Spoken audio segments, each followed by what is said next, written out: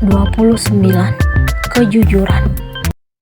Aku tidak dapat mengelak lagi karena Mas Bimo telah mendengar pembicaraanku dengan Bu Dewi. Apa mungkin sudah saatnya mengatakan yang sebenarnya kepada dirinya tentang keluargaku?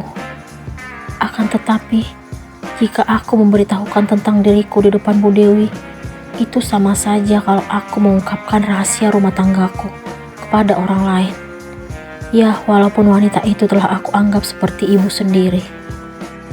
Aku takut jika apa yang kukatakan nanti akan Bu Dewi sampaikan kepada orang lain.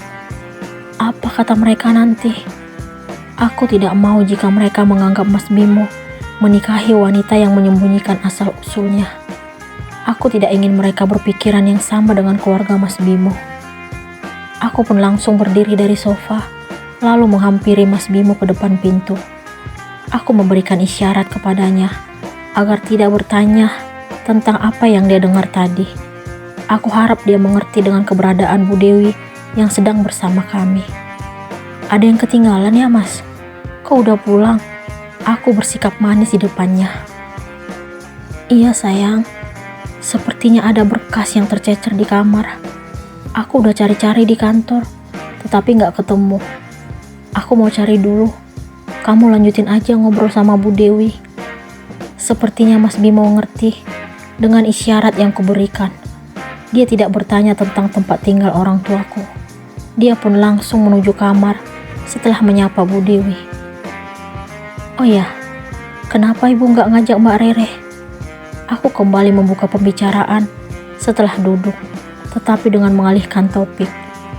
Sebenarnya dia mau ikut, tapi ibu mertuanya tadi malam datang dan nginap. Pasti Mbak Rere senang banget. Beliau sering cerita dan mengaku bangga punya ibu mertua seperti Bu Widi. Aku sering terharu mendengar cerita tetangga lamaku itu. Iya, kelihatan sih kalau Bu Widi itu orang baik. Jarang ada mertua sebaik itu. Walaupun mertua ibu juga dulu baik, tapi tidak sebaik Bu Widi. Bu Dewi juga ternyata mengakui kebaikan ibu mertua Mbak Rere.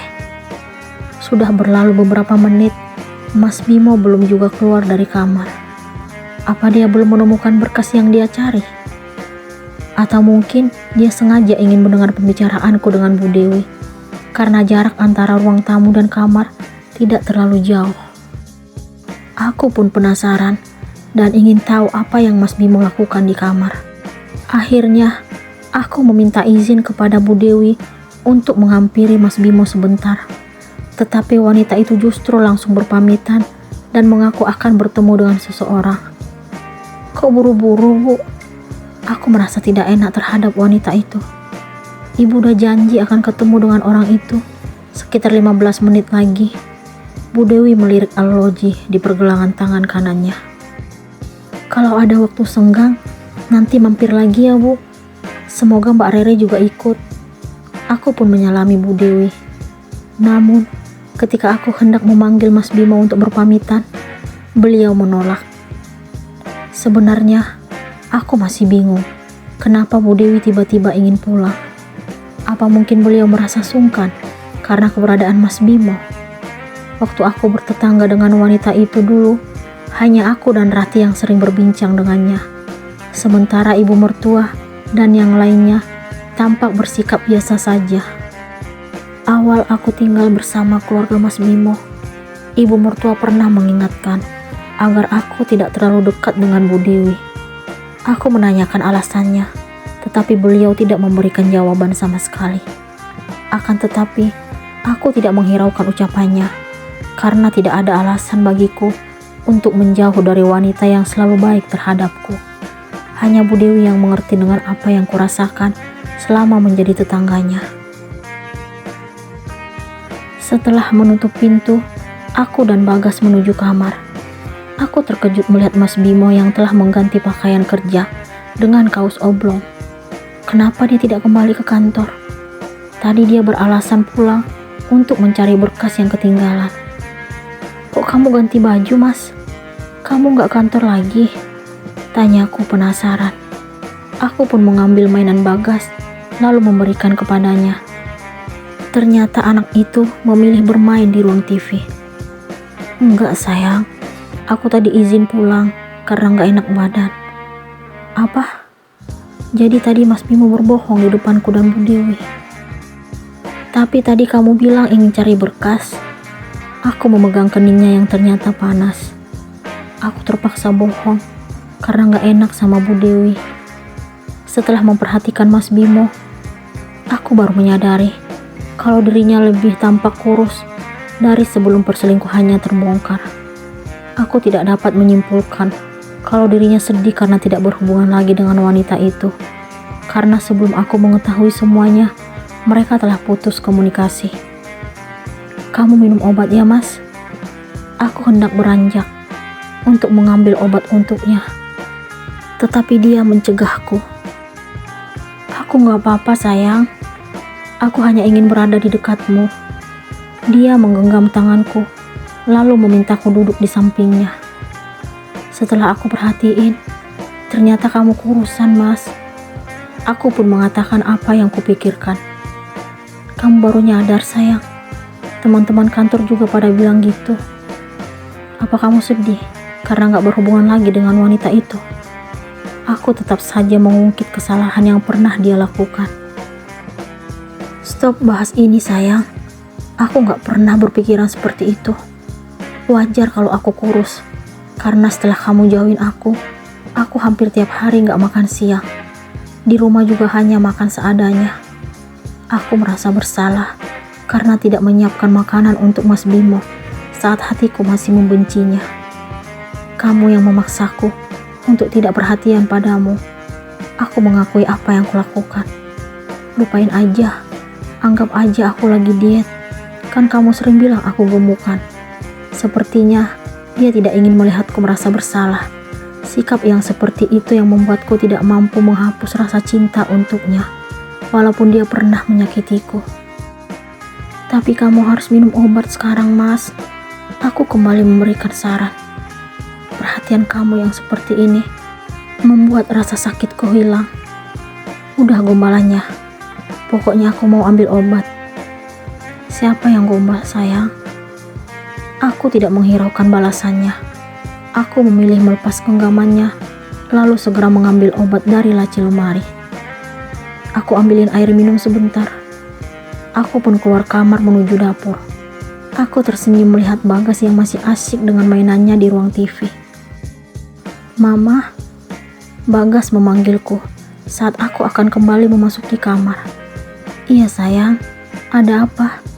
Aku pun menghampirinya. Papa sakit. Ternyata dia menyadari keadaan papanya.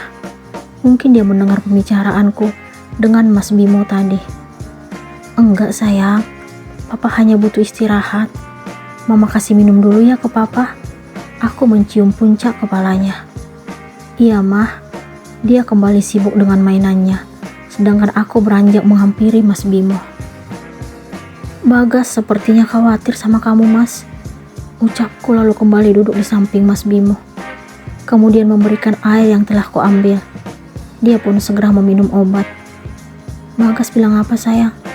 Tanya Mas Bimo. Dia nebak kamu sakit. Tapi aku bilang enggak, hanya butuh istirahat. Aku gak mau dia kepikiran. Pintarnya anakku. Iya Mas, kamu aja yang sempat lupain dia. Karena lebih memilih selingkuh. Sekarang kamu istirahat ya. Kamu coba tidur. Sayang, kenapa kamu ngomong gitu? Dia menunjukkan raut wajah sedih. Aku masih pengen ngobrol. Ngobrolnya bisa nanti kalau udah enakan. Aku mau nanya tentang obrolan kamu tadi dengan Bu Dewi. Aku berpikir kalau dia sudah lupa dengan pembicaraanku dengan Bu Dewi. Ternyata aku salah. Dia selalu saja ingat apapun tentangku. Yang mana, Mas? Aku pura-pura lupa. Tentang keluargamu yang tinggal di Samarinda. Aku tadi diam karena gak ingin bertanya lebih detail di depan Bu Dewi. Mungkin lebih baik aku jujur kepadanya sekarang. Iya Mas, itu benar. Kenapa kamu gak pernah jujur selama ini sayang? Karena kamu bukan pilihan orang tuaku. Mereka nganggap kita gak sepadan. Aku pun mengatakan alasan yang sebenarnya. Artinya Kamu bohong juga mengenai kalung berlian yang kamu punya. Dia kembali mengingatkan barang kesayanganku itu. Iya mas, itu mama pesan khusus untuk kami berdua saja. Harganya 2 miliar. Apa sayang? 2 miliar? Mas Bimo tampak sangat terkejut. Aku googling harganya ratusan juta. Apa mungkin karena hanya mirip? Atau beratnya beda? Itu aja aku udah kaget. Saat itu aku gak percaya kalau istriku memiliki barang semahal itu. Karena aku tahu kemampuanku. Kenapa kamu harus menutupi semuanya dariku? Aku ingin memberikan pelajaran pada keluargamu yang selalu merendahkan aku. Aku tidak ingin lagi menutupi niatku selama ini. Apa kamu dendam pada mereka? Walau bagaimanapun, mereka keluargaku sayang. Ibuku yang melahirkan dan membesarkanku. Kamu gak terima? Jadi, kamu setuju dengan penghinaan mereka selama ini? Jawab mas, supaya aku bisa bertindak. Apa tanggapan Bimo atas pertanyaan Clara?